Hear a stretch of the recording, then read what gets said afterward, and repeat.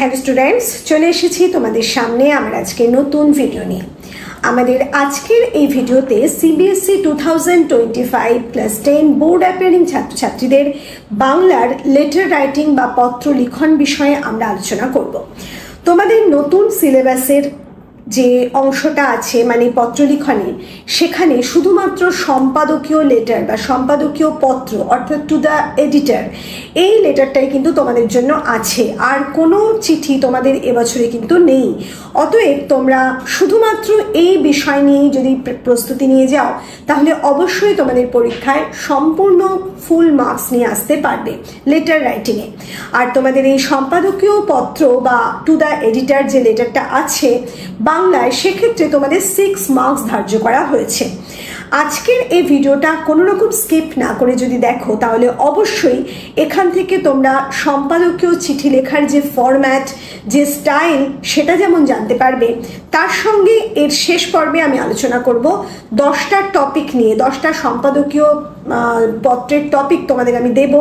সেই টপিকগুলো তোমরা যদি আলোচনা করো মানে শিখে নাও, তাহলে অবশ্যই তোমাদের পরীক্ষার হলে গিয়ে কোথাও কোনো সমস্যায় পড়তে হবে না। তাহলে চলো আমরা প্রথমেই এই বিষয়ে ফরম্যাটটা নিয়ে একটু আলোচনা করি। তোমরা যখন লেটার রাইটিং স্টার্ট করবে, সম্পাদকীয় পত্র স্টার্ট করবে, শুরু করবে, তখন তোমাদের ডান দিকে পেজটা তোমার সামনে খোলা আছে এক্সামে। সেই এক্সাম পেপারে আর একটা কথা বলি, যে পেপারে তুমি লিখছো চেষ্টা করবে সেই পেপারের প্রথম থেকে শুরু করার, মানে পেপারটার একেবারে মাঝখান থেকে শুরু যাতে না করতে হয়। ধরো মাঝখানে গিয়ে তোমার একটা প্রশ্নের উত্তর শেষ হয়েছে, হতে পারে তুমি ওই পার্টটা ছোট্ট করে কেটে দিয়ে পরের পেজে চলে যাও, গিয়ে তুমি ওখানে নতুন করে শুরু করো। অথবা মাঝখানে যদি লেখো, এমন না হয় যে তোমার অ্যাড্রেসটা লেখার পর আর কোনো স্পেস নেই, এমন যেন না হয়। অ্যাড্রেসটা লিখে অন্তত 2 লাইন যাতে তুমি লিখতে পারো লেটারের যে বডিটা, সেটা করে তুমি পরের পেজে যাও, সেক্ষেত্রে কিন্তু কোনো সমস্যা নেই। হয় 1 পাতার মধ্যে তুমি শেষ করার চেষ্টা করো, অথবা 2 পাতা যদি নাও সেক্ষেত্রে, মানে 2 পাতা মানে একটার হাফ আর একটার হাফ, এভাবে যদি নাও সেক্ষেত্রে 2টো পেজেই কিন্তু তোমার যে মেন পার্টটা, বডিটা, সেটাকে কিছু না কিছু অংশ রাখার চেষ্টা করবে। শুধুমাত্র অ্যাড্রেসের জন্য কোনো রকমভাবে একটা পেজকে ইউজ করবে না। এবার আমি বলি ফরম্যাটের কথা। সম্পাদকীয় পত্র বা কোনো সংবাদপত্র পত্রিকার এডিটর বা সম্পাদককে চিঠি লেখার জন্য যে পেজটায় তুমি চিঠিটা লিখছো, সেই পেজের সম্পূর্ণ তোমার ডান দিকে, তুমি যে ডান হাতে লিখছো সেই ডান দিকে একেবারে টপে তুমি তোমার নিজের নাম, তোমার নিজের অ্যাড্রেস বা ঠিকানা এবং তারিখ, যে তারিখে তুমি চিঠিটা লিখছো সেটা লিখবে। এই যে বিষয়টা তুমি লিখছো এটা কিন্তু সম্পূর্ণ বাংলায় হবে। যে তারিখটা তুমি দিচ্ছ সেই তারিখটাও কিন্তু সম্পূর্ণ বাংলায় তোমাকে লিখতে হবে। ধরো 25 তারিখে তুমি চিঠিটা লিখছো, তাহলে 25 এটা লিখবে না, 25 বাংলায় শব্দটাকে লিখবে। এভাবে তোমাকে চিঠিটা শুরু করতে হবে। এবার এই যে তুমি তারিখটা দিয়ে শেষ করলে, ঠিক তার পরের লাইনটা ছেড়ে দেবে। ছেড়ে দিয়ে তার পরের লাইনে তুমি একেবারে লেফট হ্যান্ড সাইড, তোমার বাদিকে আসবে। তোমার বাদিকে এসে পেজে লেফট হ্যান্ড সাইড থেকে তুমি শুরু করছো। সেখানের শুরুতে তুমি অবশ্যই লিখবে মাননীয় সংবাদপত্র সম্পাদক, মাননীয় সংবাদপত্র সম্পাদক। সমীপেশু শব্দটা লিখতেও পারো, না লিখতেও পারো, কোনো সমস্যা নেই, কমা দিলে। তারপরের লাইনে তুমি যে পত্রিকাকে উদ্দেশ্য করে চিঠিটা লিখছো, ধরো আনন্দবাজার পত্রিকাকে উদ্দেশ্য করে চিঠিটা লিখছো, তাহলে লিখবে আনন্দবাজার পত্রিকা। ঠিক তার পরের লাইনে আনন্দবাজার পত্রিকার একটা অফিস আছে, তার নির্দিষ্ট একটা অ্যাড্রেস আছে, সেই অ্যাড্রেসটা কিন্তু তোমাকে শিখে রাখতে হবে। সেই অ্যাড্রেসটা তুমি ওখানে লিখবে, কলকাতা লিখবে, লিখে যে পিনকোড, কলকাতার যে পিনকোড সেটা দেবে। দেওয়ার পর তুমি একটা কমা দেবে, দিয়ে আবার তুমি একটা লাইন ছেড়ে বিষয় বলে লিখবে। বিষয়, বাংলায় বিষয় বলে 2টো কোলন দিলে, দিয়ে ওই বিষয়ের পাশে তুমি যে বিষয়টা নিয়ে চিঠিটা লিখতে শুরু করেছো সেটাকে 1 লাইনে বিষয়টাকে লিখে দেবে। যে বিষয়টা নিয়ে তুমি লিখছো, যে বিষয়টা নিয়ে তুমি লিখছো সেটা তোমার প্রশ্নপত্রে 3 লাইন, 4 লাইন, 5 লাইন, যত লাইনেই থাকুক না কেন, তুমি যখন লেটারটা লিখছো বিষয় বলে, তখন কিন্তু তোমাকে 1 লাইনে বিষয়টা শেষ করতে হবে, মানে বিষয় বলে লিখবে।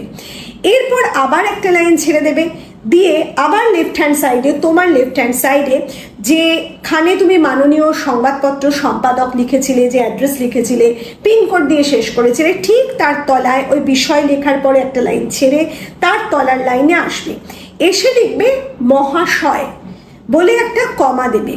মহাশয় শব্দটার পর একটা কমা দিয়ে ঠিক তার পরের লাইনে যেখানে কমাটা দিয়েছো তার তলা থেকে তুমি তোমার বক্তব্যটা রাখতে শুরু করলে।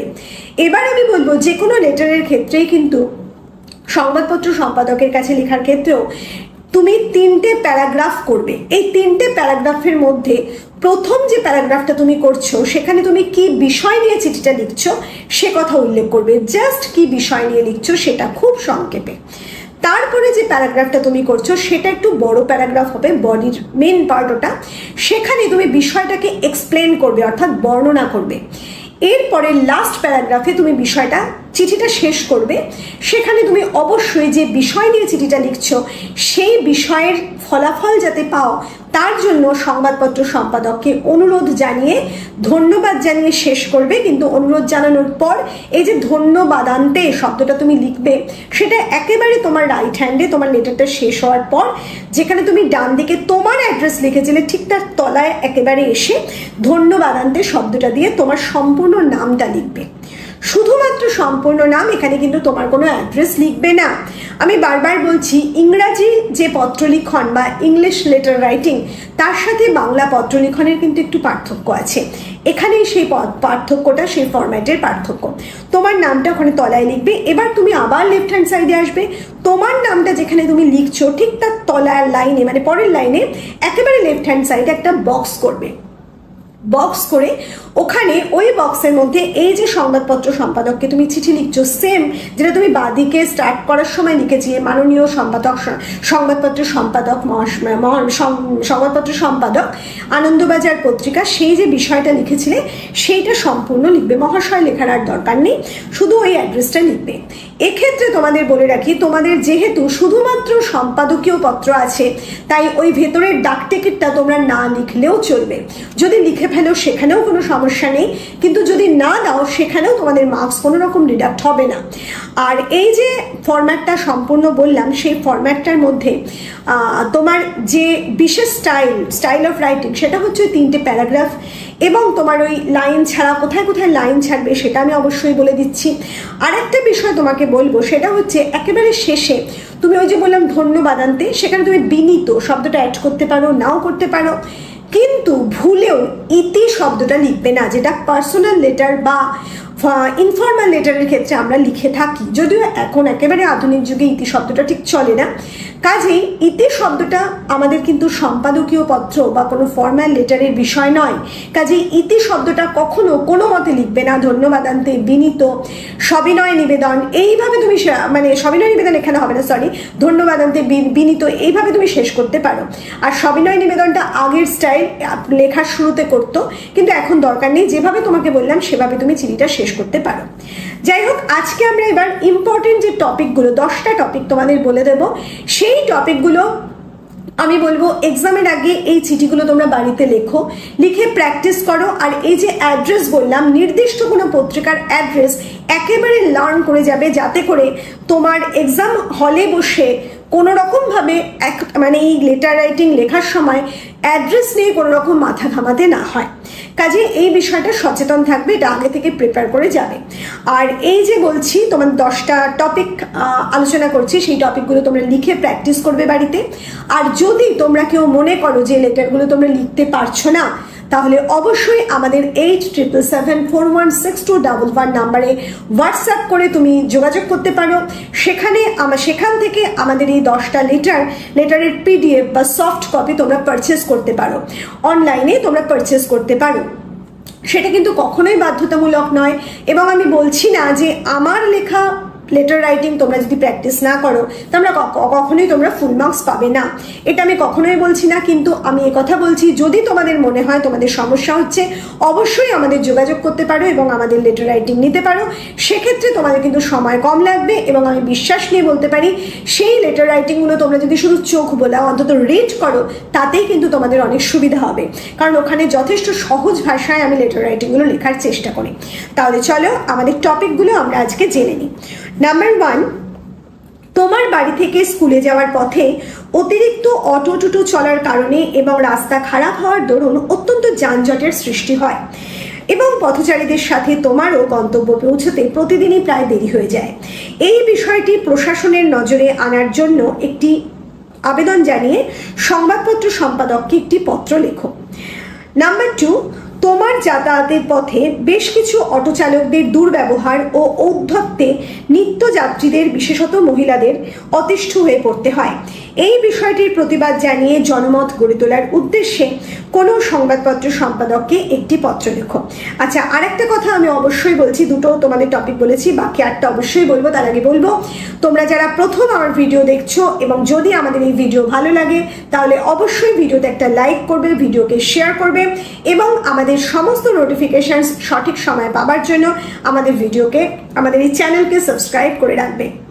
এটা তোমাদের কাছে অবশ্যই আমার অনুরোধ, কারণ তোমাদের এই কাজগুলো আমাদের কাজের অনেকটাই অনুপ্রেরণা জাগায়। আর অবশ্যই বলবো যে তোমরা যারা আমাদের এখান থেকে এই লেটার রাইটিং পারচেস করতে চাও বা এটা মনে করছো যে তোমাদের যে পাঠ্য বিষয়গুলো আছে, গল্পগুচ্ছ বলো বা কবিতা গদ্য বলো, সেই সমস্ত বিষয়ের নোটসও কিন্তু তোমরা আমাদের এখান থেকে চাইলে পারচেস করতে পারো যদি প্রয়োজন মনে করো, কারণ সেখানে তোমাদের এমসিকিউ টাইপের যে প্রশ্নগুলো আসে তার জন্য সমস্ত সংক্ষিপ্ত সম্মানীয় 1 নম্বরের যে প্রশ্ন, সমস্ত প্রশ্নোত্তর দেওয়া আছে এবং তোমাদের বড় প্রশ্ন, ছোট প্রশ্ন, যে 2 নম্বর 3 নম্বরের যে প্রশ্নগুলো আছে সেই প্রশ্নগুলোও কিন্তু সমস্ত দেওয়া আছে উত্তর সমেত। তোমরা যদি চাও সেগুলো নিয়েও তোমরা প্রস্তুতি নিতে পারো, কারণ এই সময় তোমাদের যে গল্পগুচ্ছ বিশেষ করে সেখানে তোমাদের যে সাধু ভাষায় লেখা আছে, যদি মনে করো অসুবিধায় পড়ছো তাহলে অবশ্যই আমাদের নোটসের সাহায্য নিতে পারো, তবে অবশ্যই বলছি কখনোই কোনো বাধ্যতামূলক নয়। চলে যাব আমরা 3rd টপিকে। বর্তমান প্রজন্মের হাতে মোবাইল ফোন ও তাতে ইন্টারনেটের ব্যবহার তাদের ভবিষ্যতের পথে অন্তরায় সৃষ্টি করছে। এই বিষয়ে অভিভাবকদের সচেতন করতে কোনো সংবাদপত্র সম্পাদককে একটি চিঠি লেখো। নাম্বার 4, বর্তমানে শহর প্রায় মাঠ ও গাছপালা শূন্য হতে চলেছে অতিরিক্ত প্রমোটিং ব্যবস্থার ফলে। এতে করে শিশুদের মানসিক বিকাশ এবং স্বাস্থ্য কিভাবে ক্ষতিগ্রস্ত হচ্ছে তা জানিয়ে প্রশাসন এবং জনগণকে সচেতন করতে একটি পত্র লেখো সংবাদপত্র সম্পাদককে। চলে যাব নাম্বার 5-এ। বর্তমানে বিভিন্ন সংবাদ মাধ্যম খুললেই খুন, জখম, নারী নির্যাতনের মতো বিভিন্ন বিষয় সংবাদ এবং ভয়ঙ্কর সব ছবি দেখতে পাওয়া যায়। এতে করে বর্তমান প্রজন্মের মানবিক বিকাশ যে কিভাবে ক্ষতিগ্রস্ত হচ্ছে, সেই সঙ্গে হিংসা এবং অপরাধ প্রবণতা বাড়ছে, সেই বিষয়ে প্রশাসন এবং সংবাদপত্র মাধ্যমগুলোকে সচেতন করতে সংবাদপত্র সম্পাদককে একটি পত্র লেখো। চলে যাব নাম্বার 6-এ। বর্তমানে অতিরিক্ত প্লাস্টিক ব্যাগ ব্যবহারের ফলে আমাদের পরিবেশে কিভাবে দূষণ বাড়ছে ও জলনিকাশি ব্যবস্থার অবনতি ঘটছে, যার ফলে একাধিক রোগ ছড়াচ্ছে। একাধিক স্থানে সামান্য বৃষ্টিপাতের ফলে জল জমার সমস্যা সৃষ্টি হচ্ছে। এই বিষয়ে সাধারণ মানুষের প্লাস্টিক ব্যাগ ব্যবহার নিষিদ্ধ করার থেকে প্লাস্টিক ব্যাগের উৎপাদন বন্ধ করাটা যে কত বেশি প্রয়োজন সে কথা জানিয়ে প্রশাসনের নজর কাড়তে সংবাদপত্র সম্পাদককে একটি পত্র লেখো। চলে যাব এ পর্যায়ে নাম্বার 7-এ। তোমাদের অঞ্চলে ডেঙ্গু এবং ম্যালেরিয়ার প্রকোপ উত্তরোত্তর বৃদ্ধি পাচ্ছে। তার কারণ আশেপাশের নোংরা আবর্জনা এবং দীর্ঘস্থায়ী প্রমোটিং ব্যবস্থার ফলে যত্রতত্র জমা জল। এই বিষয়ে স্থানীয় পৌরসভার কাছে বারবার আবেদন করেও কোনো ফলাফল হয়নি।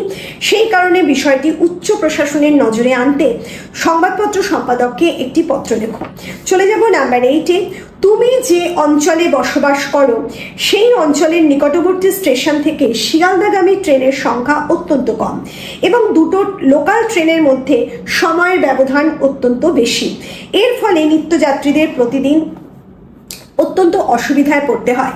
এই বিষয়ে সুবিধা লাভের কারণে রেল দপ্তরের সচেতনতা বাড়ানোর জন্য সংবাদপত্র সম্পাদককে একটি পত্র লেখো। নাম্বার 9, তুমি কলকাতার একজন নাগরিক।